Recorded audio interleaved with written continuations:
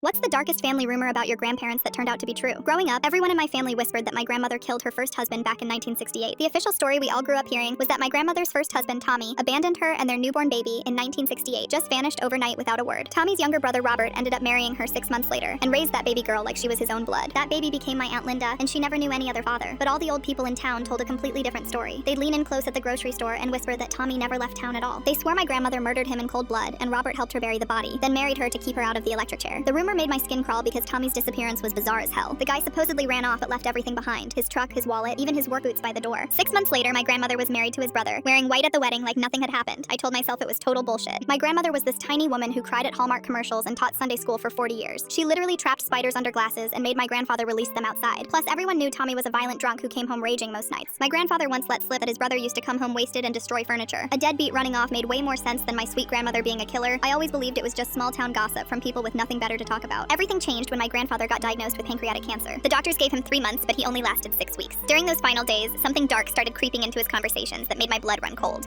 One afternoon while my grandmother was at the pharmacy, he grabbed my wrist hard enough to leave marks and said, "I've been a good father to Linda, haven't I?" When I told him of course he had, tears streamed down his face. Better than Tommy ever would have been. That man was going to kill that baby. My heart started pounding. That comment sent me spiraling about all the strange things that suddenly felt sinister. Like every March 15th, they'd turn ghost white and drive to their old property they never visited otherwise, returning hours later looking haunted. My grandmother would physically shake at Tommy's name. 0 photos existed from before 1969. His family never spoke Tommy's name, like he'd been erased. My Aunt Linda mentioned something that made my stomach drop. My grandfather would hold her face and say her real father wasn't capable of love, but he had enough love for 2 fathers. He always looked terrified when he said it, like he was begging forgiveness for something unforgivable. The pieces were fitting together in ways that made me sick. 3 days before my grandfather died, he asked everyone to leave except me. He could barely talk, but grabbed my hand with desperate strength. "You're the only one who needs to know this," he rasped. "The others wouldn't understand, but you will. Your grandmother did kill Tommy," he whispered, "but you need to understand why." My whole body went cold as he told me what really happened on March 15th, 1968. His brother came home more violent than he'd ever seen him. Baby Linda was crying like babies do, and Tommy completely snapped. He grabbed that tiny baby and started shaking her viciously, screaming he was going to bash her skull in. My grandmother tried to rip Linda away from him, but Tommy was massive compared to her. He threw her into the wall so hard it cracked the plaster, then went straight back for the baby with murder in his eyes. That's when she saw his hunting knife on the counter. She wasn't trying to kill him, just trying to save her baby. But Tommy spun around at the exact wrong second, and the blade went straight through his chest, piercing his heart. My grandfather had been checking on them every night because Tommy's violence was escalating. He walked in to find his brother dead in a pool of blood, and my grandmother clutching a screaming baby, both drenched in red. He told me he didn't hesitate for even a second, because he'd watched Tommy terrorize them for months and knew one of them would end up dead. They wrapped the corpse in a tarp, drove to the family property in the dead of night, and buried him deep under an old oak tree. After scrubbing away the blood until dawn, my grandfather spread the story that Tommy had run off. "I married her 6 months later because I loved her," he said, his voice failing. "Had loved her since before Tommy ever laid eyes on her, but also because a widow remarrying quick made sense back then. Stopped people from asking questions. I didn't marry her just to save her.